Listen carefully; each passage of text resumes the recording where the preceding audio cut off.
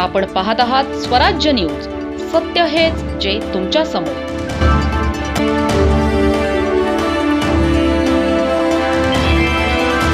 पितृदिन वडिलांच्या त्याग, प्रेम आणि समर्पणाला सलाम करण्याचा दिवस. पण ज्यांच्या मुलांनीच त्यांना विसरलं अशा वृद्ध मातापित्यांसाठी हा दिवस किती वेदनादायी असेल याची कल्पनाच न केलेली बरी.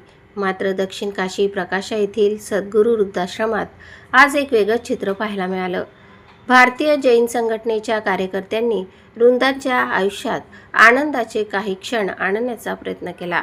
पितृदिनाचे औचित्य साधत वृद्धांना आवश्यक वस्तू, जीवाणुनाशक साहित्य आणि वेदनाशामक औषधांचे वाटप करण्यात आले. यासोबतच मिष्टान्न भोजन देऊन त्यांच्या चेहऱ्यावर हास्य फुलविण्यात आले. पण या उपक्रमाची खरी ओळख होती ती फक्त वस्तू वाटप नव्हे, तर वृद्धांच्या सहवासात घालवलेला पूर्ण दिवस. कार्यकर्त्यांनी वृद्धांशी मनमोकळा संवाद साधला, त्यांच्या सुखदुःखांच्या गोष्टी ऐकल्या, त्यांच्या समस्या जाणून घेतल्या. आपल्या नातलगांपासून दूर झालेल्या या मातापित्यांना आपुलकीचा आधार दिला, मायेची ऊब दिली. कुणीतरी आपल्यासाठी आहे, आपली काळजी घेणारे हात अजूनही समाजात आहेत, ही भावना त्यांच्या मनात निर्माण झाली. आणि त्याच भावनांनी अनेक वृद्धांचे डोळे पाणावले. त्यांच्या डोळ्यातील अश्रू हे दुःखाचे नव्हते, तर माणुसकीचा स्पर्श मिळाल्याचे समाधान होते.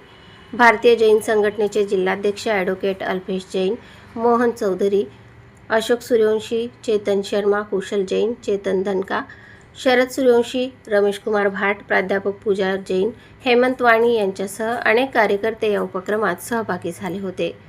वृद्धांच्या चेहऱ्यावरचे समाधान आणि त्यांच्या मनातील कृतज्ञता हेच या पितृदिनाचे खरे यश ठरले.